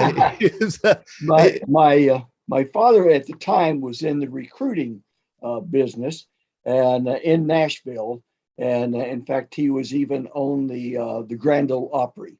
And yeah, my mother has tales of him on the Grand Ole Opry. And I love that. But that was just part of the recruiting thing. He was very outgoing, evidently. That is so funny that I wonder if he got a bounty or whatever for recruiting you. You weighed 6 pounds, 10 ounces, 19 inches high, hazel eyes, and you're the youngest Marine. I love it. Wonderful stuff. And fourth cousin of George Armstrong Custer, by the way. Wow. That's well, it's more than fourth cousin. It says your dad was fourth cousin. Yeah, well, it was probably actually more than that. Okay. In fact, my grandfather was in the cavalry during the Civil War, but he wore gray. Okay. He lived in Alabama, and then after the war, they moved to Texas. I love it. Wow, quite a family. Yeah. Let me ask Dave. We're getting it towards. We're already after 8:30. Yes. Dave, your views on the Gecchi Patrol and the legacy of, how this played out psychologically, let's say, with the rest of the Marine Corps on Guadalcanal and as the war goes on. What was it? Yes, sorry. I won't go into detail. I mean, Joe and Jeff covered it very, very thoroughly. And thank you for the relatives. I have to say I love that picture of Guadalcanal. I was trying to work out exactly where it is. I'll see if I can see it after this the show's over. Have a good detailed look at it. I could probably pick roughly where it is. I was having a good squiz, as the Australians call it. No, the picture of Frank Few. Oh, Frank, got it. Oh, yes. Yeah, to answer your question, Glenn. So basically,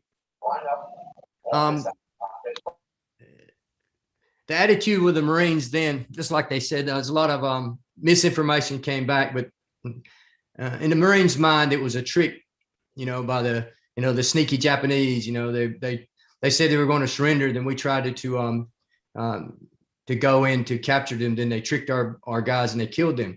Because you got to remember, all the atrocities in the Philippines and the Bataan Death March hadn't really came to the light at that stage. So some of the Marine officers in China before the war had seen how the Japanese were, but not with the non-surrendering and the brutalness of them to the extent. So basically, after the Gecchi Patrol, the 1st Marine Division basically said, we'll take no prisoners. And that was, that was the unofficial doctrine, and it was actually written down in certain stages. But yep, they said, remember Wake Island from the Marines in December of 41 when the island fell. Remember Pearl Harbor, remember Wake, and remember Gecchi. We take no prisoners. And then that was reinforced about a short time later at the Battle of the Tenaroo Alligator Creek, when they seen the Japanese were faking surrender, and then they were blowing themselves up or killing the Marines with them, especially the Navy corpsmen. And then once they saw that, yeah. And August the 7th, they had a good indication of how the rest of the Pacific would go in the Battle of Tulagi, when the Japanese were dying to the last man. They had to blast them out of the caves or just seal them shut in the caves on Tulagi. And to this day, there's still Japanese still left in the caves at Tulagi. So yeah, to answer your original question, yeah, it was basically we're taking no prisoners now. If that's the way they want to play, I remember reading in one contemporary account of the Marine that said we'll play that way. Right. Yeah. Hey, Glenn? Yes. Just to caboose a little bit on what Dave just told you. On the 19th, they sent a 3-company attack. It was probably the first battalion-sized operation the Marine Corps had engaged in World War II. In the briefing, one of the machine gunners attached to L Company 3-5 that was going down there asked the question, what do we do with EPWs, which is enemy POWs. And Colonel Hunt, who was the regimental commander, burst in and said, you don't have to worry about that because you're not going to be taking any prisoners on this operation. So it's kind of like what Dave was talking about. The Gecchi Patrol pretty much set the tone of what the Marine Corps was going to do throughout the rest of the war in the Pacific as far as POWs were concerned. And I just find it fascinating. I've read Sledge's book, With the Old Breed, half a dozen times. I've lectured on it a few times. And it's just fascinating that the Gecchi Patrol finds its way into his memoirs. And, there was and he doesn't come along for another year. Correct.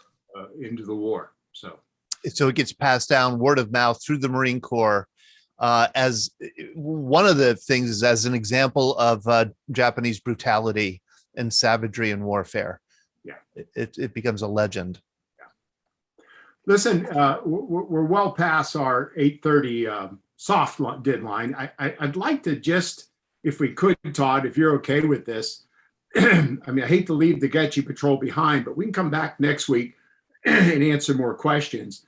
The next item on our agenda was the Battle of Alligator Creek, Tenaroo River, really. And what I would like to do, at least to introduce this, we may not finalize this. I just don't want to end this session without showing some of Dave's footage from his videos. Let's do that. Let's do Alligator Creek, and then we could go to Connor Ritchie. Yes. And we could close it up. That's a wonderful point. And for those of you who haven't seen Dave's YouTube channel, I really encourage you to do it. I have not ever really run across anything quite like it. It is Dave giving you a personal tour of various parts of Guadalcanal. It's absolutely fantastic with his camera, walking around the old battle sites. Really wonderful. And Glenn, should we show a few minutes of the episode on Alligator Creek? Right. That was my thought. The first like 3.5, 4 minutes. if you put up the one slide here that's called Ichichi's attack. Okay. Ichiki's attack. I'm sorry. Let me see here. There's a map and then there's a aerial photo. Okay, I've got there. Oh, yep, got it. Here I am. So there's that, and then go to the aerial photo as well. There we go. Dave, could you just, like, in a minute summarize why this battle took place and what happened, and then we're going to go to your video. Okay, I'll see if I can wrap it up in a minute real quick. I'm sorry for the rush, but we got the timer on you. Go. Just like Joe said, the Japanese basically thought the Marines landing was a raid. In fact, that's when the Japanese initially in the camps, they ran to the hills, so to speak. They thought it was just a raid. That's why they left their safes open. They left boxes open. They said, let them come in, grab their stuff, and get out of here. Then, once the Marines leave, then we'll come back to our camps. But, that wasn't the case. They said, well, they're here to stay. And then after the Battle of Savo Island, with the demoralized, the Japanese thought the Americans were quite demoralized. I mean, they flew reconnaissance planes over and they said, there's only about 2,000 of them there. So you had Colonel Ichiki of the 28th Japanese Regiment. And they were the unit that was slated to do the amphibious assault on Midway.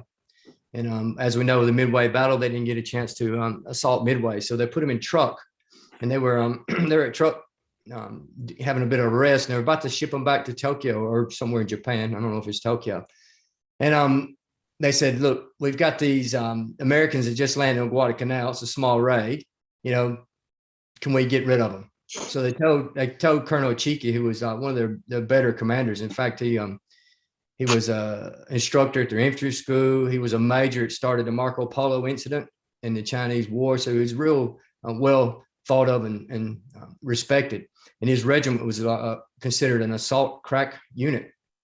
So they said, look, we'll take the first echelon. So take your best guys, throw them in some fast transports and ship them to Guadalcanal.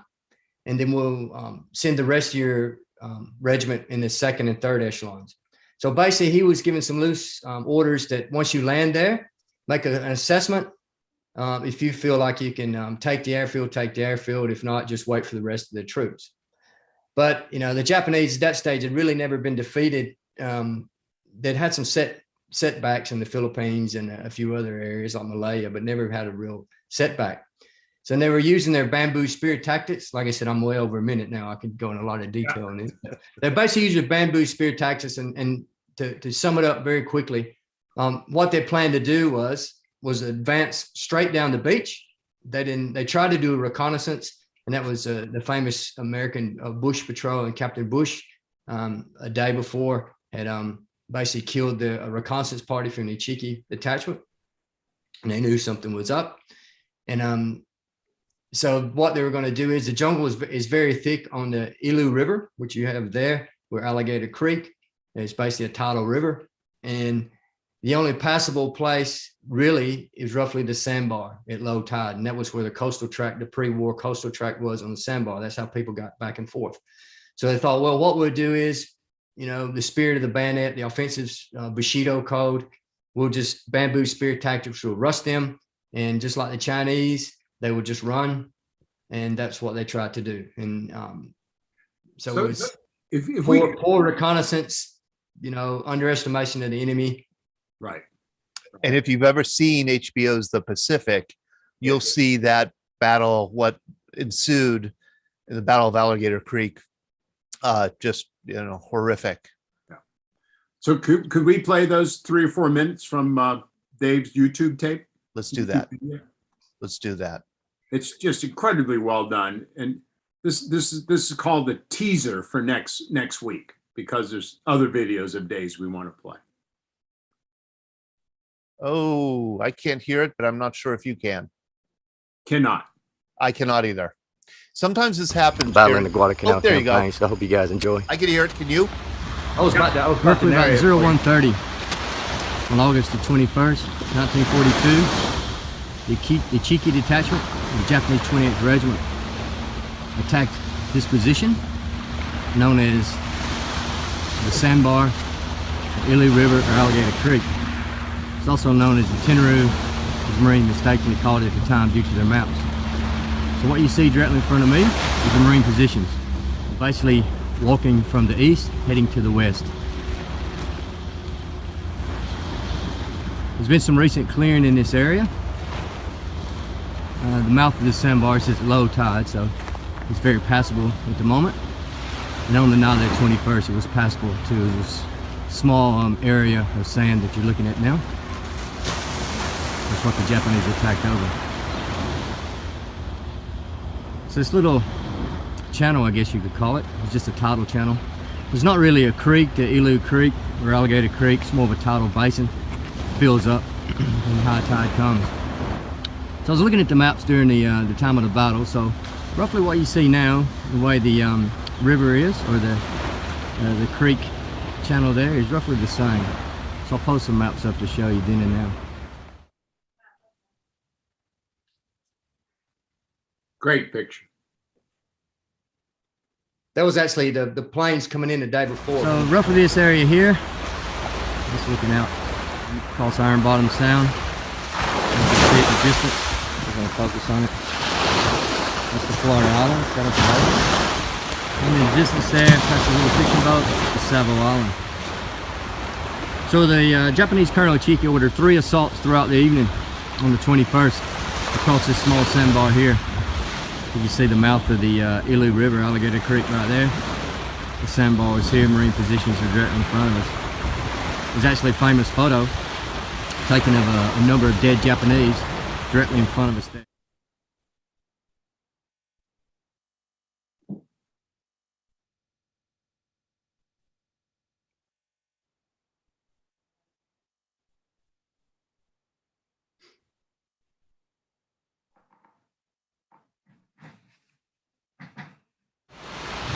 So the Japanese, their first assault was a mass assault across this spit. It was met by 37mm and heavy machine gun fire. They came across one strand of barbed wire, and the Japanese, it stopped them momentarily.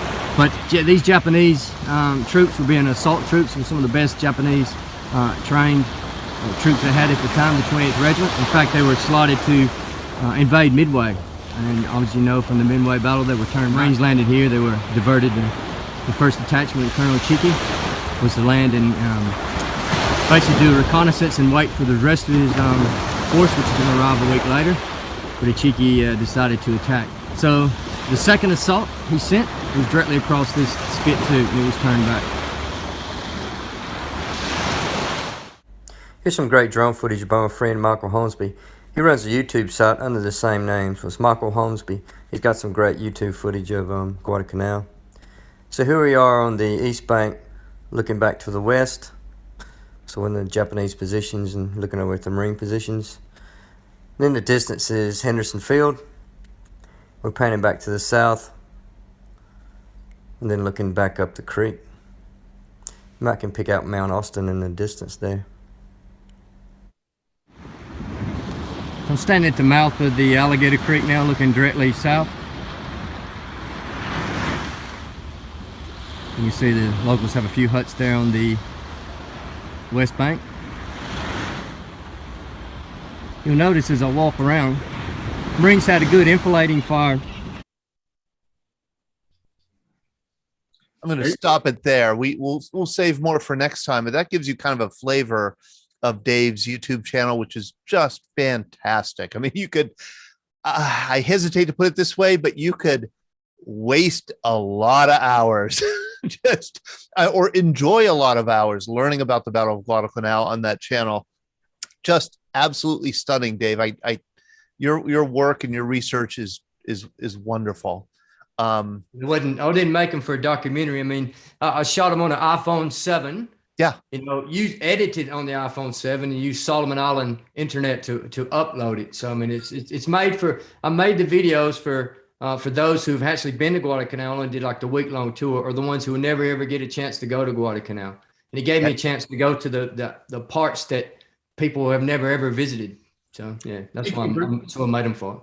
Speaking for someone who would probably never be able to go, by spending 3 or 4 hours on your website, on your YouTube site, I feel like I've been there now. You know, you can walk right into where the battles took place. You do a great job of it. And we'll see a little bit more next week. Yes, and Lars McKee says you put National Geographic and Discovery to shame, and I agree. And Henry Shepke said he just loves those before and after photos, and I agree with that also. Just terrific. Anne Ciochetto said that her father was on Guadalcanal, and she has Joe's book on it. Hi, Anne. Thank you for joining us. Terrific. We may ask you to come back next week and share whatever you know of what your father may have shared. All right. Thank you. You know, before we close out, and I see it's 8:51. We've been closing out with Connor Ritchie here. Connor, our 16-year-old from Lafayette. We have Henry Shepke, our 13-year-old from Madison, Wisconsin. Connor, let me tell you, Connor has been talking to World War II vets over the phone, 20 of them so far, interviewing them extensively about not only their service, but also their lives before and after the service. And it's just fascinating to hear a young person like Connor be so interested in the stories of these veterans. And he's been attending our events here online. And he shared with us a story of Bradford Freeman last night. Tonight, I would love him to talk about a recent veteran that he's been talking with, whose name is Dave Hamilton, who was a pilot in World War II. Here's a picture of him. And who come to say that he has an illustrious family background is an understatement. His father's name was Pierpont Morgan Hamilton. So on his mother's side, it was a J.P. Morgan descendant. On his father's side, Alexander Hamilton descendant. Connor, how did you find out about Dave Hamilton?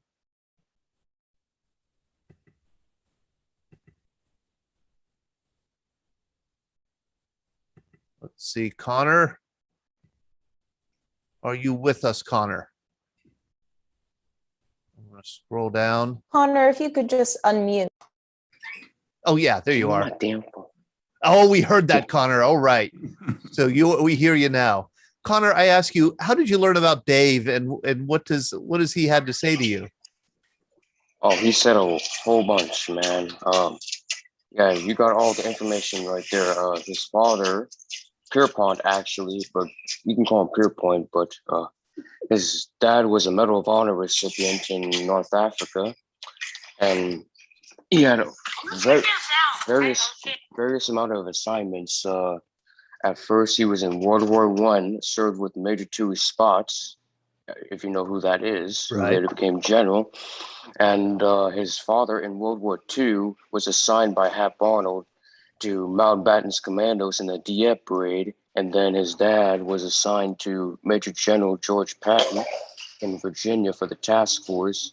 And he got the Medal of Honor because he was able to call for a ceasefire in Morocco while Colonel Carl was killed. And he was pinned the Medal of Honor by Toohey Spots. And he was announced by General Eisenhower when he was coming back from Constantine, Tunisia, Morocco. And well, that and my theory about Dave's service as well, because he's got a quite history of military family. Yes, and you could see a resemblance between Pierpont and his great grandfather, Alexander Hamilton. Yeah, I think Dave's aunt was actually the deputy director of the Women's Army Corps, which is known as the WACS. Oh, how interesting! Oh man, what an illustrious family is right. And himself, he served as a Pathfinder pilot, and he's the last surviving member out of his crew. And he explained how the paratroopers did. Matter of fact, his original stick commander broke both of his ankles and had to be relieved, while Charlie Ames, who was a lieutenant right out of West Point, that took over, and he later became full-bird colonel. And then one of my favorite stories from him is he met General Gavin, Jumpy Gavin. He was called the deputy commander of the 82nd Airborne Division, and everyone loved General Gavin. So he and several Pathfinders were called by General Gavin, and he's got one of his air wings from General Gavin to this day. And he later flew 50 missions in Korea, and then he flew jets for Air Defense Command, and he was intelligence officer for Dover Air Force Base and became lieutenant colonel as well. So, and could you tell us what a Pathfinder was? He's the last surviving Pathfinder pilot from World War II. Well, what I know is the Pathfinder paratroopers were basically the Pathfinders were well-trained paratroopers is what they were called. And Dragoon, Operation Dragoon, he actually dropped the British paratroopers. Matter of fact, the commander later went into Athens, and then he was in Market Garden as well. And then he flew gas for Patton, General Patton, and actually knew General Patton quite well because he learned how to swear when he met him in Hawaii as a kid. He said he learned how to swear. He said General Patton used to cuss like hell in the battlefield, in the polo field when he was playing polo. Polo field. So he learned how to swear from General Patton as a kid. That's a good story. Now, can I ask you this, Connor? Is there any chance we might be able to get Dave Hamilton on this program? Well, I talked to him, and he's been getting random calls, and he has had fed up with this nonsense. He doesn't like when the numbers that he doesn't recognize, he usually ignores it. But he's a very, very busy man, quite fascinating. Totally. All right. Gentlemen. So we might not get him, but at least we got somebody who talked with him like you have. Connor, thank you so much for sharing just a little bit of information on Dave Hamilton. I think that'll encourage us all to look him up a little bit more. And I hope you'll come back next week and share another story about another one of these wonderful vets that you've talked to. Yeah. And one information I'm supposed to tell you, his dad actually was picked to go with Eisenhower his trip to Europe. And his dad was a brigadier general, deputy chief of staff of the Air Force Plans and Intelligence. And Dave actually met the pilot called Bob Hoover, who used to sign his engine in Casablanca. Now, Bob Hoover was one of the guys from Raker who was called to go for the sound barrier. And he was called one of the finest pilots that he's ever seen or even heard of in the first place. Yeah. Connor, I love it. I see old pilot Larry Googans, who flew with the Wright brothers way back when, nodding his head in agreement. Larry, that's so neat. Yeah, Bob Hoover was, and Connor, I can't remember, but Bob Hoover finally, I think he finally crashed an airplane, but he was one of the best aerobatic. I mean, he was the best aerobatic pilot in a lot That's of. Absolutely. Yep. That's absolutely correct, Mr. Googans. And he was actually shot down by the Germans flying Spitfires, and he was captured as prisoner of war. And that's what I've heard from David. And matter of fact, he got to see Bob Hoover later on flying Connies. As a matter of fact, his dad and General Cooter, who was the head of MATS, I don't know if you heard what MATS is, says, "Oh, right, your son is flying a Connie. I think we should get him to fly Eisenhower," but he didn't like the idea because he would never see his family again. So he had another person in mind called Charlie Draper. Now, Charlie Draper was the guy that was flying for the chief of Air Material Command, 4-star general, and then he's been flying a Connie for 5 years. So he has plenty of time. And they have been sending him thank you letters because Charlie Draper became a brigadier general. And he doesn't get those anymore, by the way. Very interesting guy. I got to tell you, the body of knowledge that is contained in this Zoom room is just awe-inspiring, and that includes you, Connor. Thank you so much, and of course, Dave and Jeff and Joe and our relatives of the Guadalcanal veterans. Thank you so much for joining us all tonight, and we are going to be back for part 2 next week, right, Glenn? That's what we're planning on, and I think each of our guests is available, and I'm looking forward to part 2. We'll get a little bit more maybe into the naval side of it, and even admit that the U.S. Army was on Guadalcanal. Thank you. I was not going to let you all go without saying that the Army was at Guadalcanal too, the Maricao and 25th Division. All right, guys. Thank you so much for hanging in there. It's 9 o'clock. Good night, and I hope to see you all next week.